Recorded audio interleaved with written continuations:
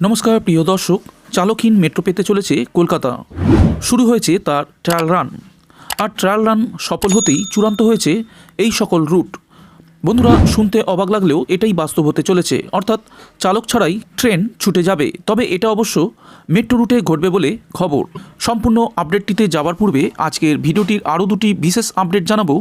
যার প্রথম আপডেটটি হলো নিউ গড়িয়া থেকে রুবি মেট্রো নিয়ে এলো সুখবর। জানবো এই রুটের কবে থেকে হতে পারে উদ্বোধন।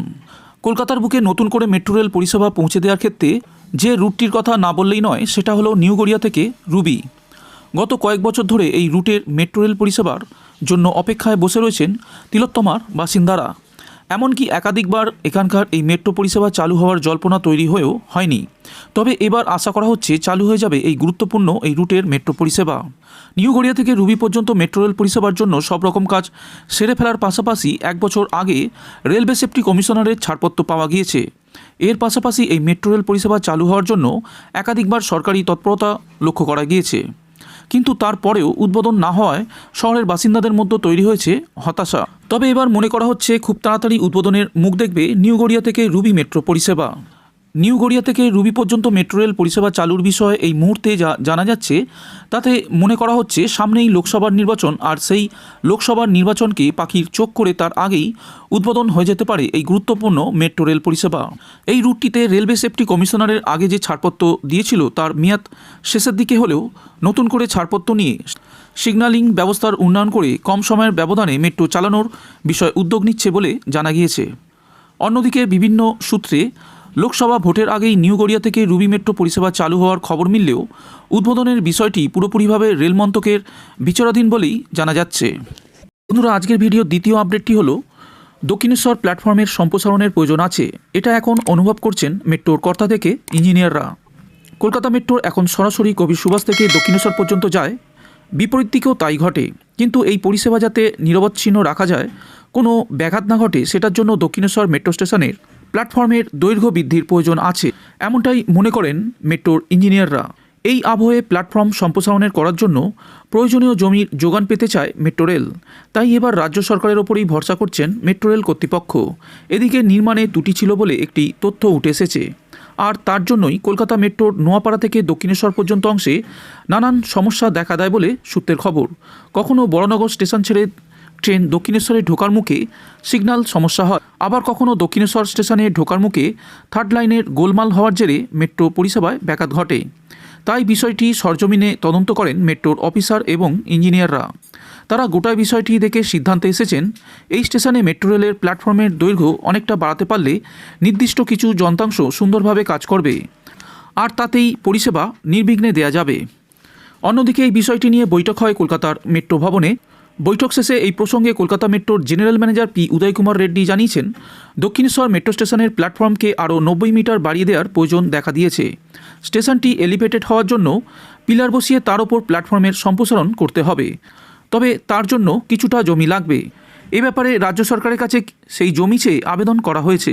রাজ্যর দুয়ারে জমির আবেদন নিয়ে নবান্ন থেকে এখনও কিছু বলা হয়নি। তবে যেভাবে অন্যান্য জায়গায় জমি দেয়া হয়েছে সেভাবে দেয়া হবে বলে সূত্রের খবর। এছাড়া এই সম্প্রসারণ এবং গড়ে তোলার ক্ষেত্রে নকশা তৈরি হয়েছে বলে মেট্রো সূত্রের খবর। কোথায় ঠিক জমি লাগবে সেটা নিয়ে নবান্নকে জানানো হয়েছে। দক্ষিণেশ্বরে জমি লাগবে এটা একবারে নিশ্চিত। মেট্রোর জেনারেল ম্যানেজার এ বিষয়ে বিস্তারিত কিছু জানাননি। মেট্রোর পক্ষ থেকে জানানো হয়েছে রাজ্য সরকারকে বিষয়টি জানিয়ে চিঠি লেখা হয়েছে।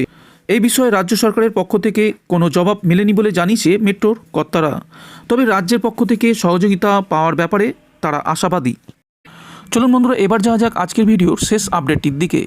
চালকবিহীন ট্রেন এবার ছুটবে ইস্ট ওয়েস্ট মেট্রোতেও।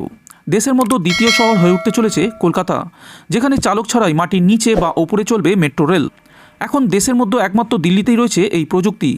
সেখানে পিঙ্ক লাইন, যা মজলিস পার্ক থেকে শিববিহার এবং পশ্চিম জনকপুরী থেকে বোটানিক্যাল গার্ডেন পর্যন্ত চলাচল করে, সেই 2 লাইনেই এই প্রযুক্তি রয়েছে।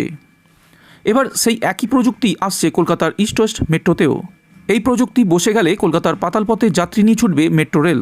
সব কিছু ঠিকঠাক থাকলে খুব শীঘ্রই শিয়ালদা থেকে সেক্টর 5 পর্যন্ত ইস্ট ওয়েস্ট মেট্রোর রুটে মানববিহীন মেট্রো রেকের বাণিজ্যিক দৌড় শুরু হবে চলতি বছর থেকেই। আগামী দিনে হাওড়া ময়দান থেকে সেক্টর 5 গোটা পথেই চলাচল করবে বিনা চালকের এই মেট্রো। ইস্ট ওয়েস্ট মেট্রো সূত্রে জানা গিয়েছে, হাওড়া ময়দান থেকে সেক্টর 5 গোটা পথে ইতিমধ্যেই চালকবিহীন মেট্রো রেকের সফল ট্রায়াল রান পর্ব শেষ হয়েছে। ঘটনাচক্রে এদিন অর্থাৎ শুক্রবারই কলকাতা মেট্রোর তরফে প্রযুক্তি নির্ভর এই মেট্রো চলাচল ব্যবস্থা শুরুর দিনক্ষণ ঘোষণা হতে পারে।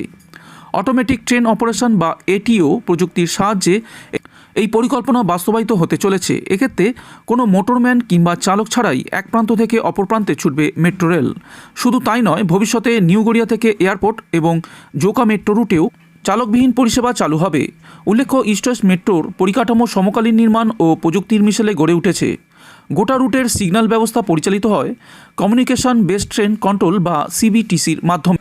সেই কারণেই 90 সেকেন্ড অন্তর মেট্রো চালানো যাবে এই রুটটিতে। সেই সূত্র ধরেই যাত্রী ছাড়া বিনা চালকের রেক চালিয়ে সাফল্যের সঙ্গে মহড়া সম্পূর্ণ হয়েছে ইস্ট ওয়েস্ট মেট্রো লাইনে। কবি সুভাষ থেকে দক্ষিণেশ্বর রুটে চালকের ভুলে অনেক সময় ঝুঁকিপূর্ণ যাত্রার সাক্ষী হয়েছেন যাত্রীরা। বহু সময় হিউম্যান এরর হয়। মুহূর্তের ভুলে চালক ডান দিকের বদলে বাঁ দিকের বোতামে হাত দিয়ে দেন। আচমকাই প্ল্যাটফর্মের উল্টো দিকে মেট্রোর দরজা খুলে যায়। অনেক সময় চালকের মনের ভুলে দরজা খোলা রেখেই মেট্রো এক স্টেশন থেকে অন্য স্টেশনে পৌঁছে যায়। সব ক্ষেত্রেই যাত্রীদের মধ্যে আতঙ্কের পরিবেশ সৃষ্টি হয়, প্রভাব পড়ে মেট্রোর পরিষেবার। কিন্তু চালকবিহীন রেকগুলি যন্ত্রের সাহায্যে পরিচালিত হবে। প্রযুক্তির গুণে এড়ানো যাবে হিউম্যান এরর। ফলে দুর্ঘটনার আশঙ্কা প্রায় থাকবে না বললেই চলে, আর যাত্রীরাও নিরাপদে সফর করতে পারবেন।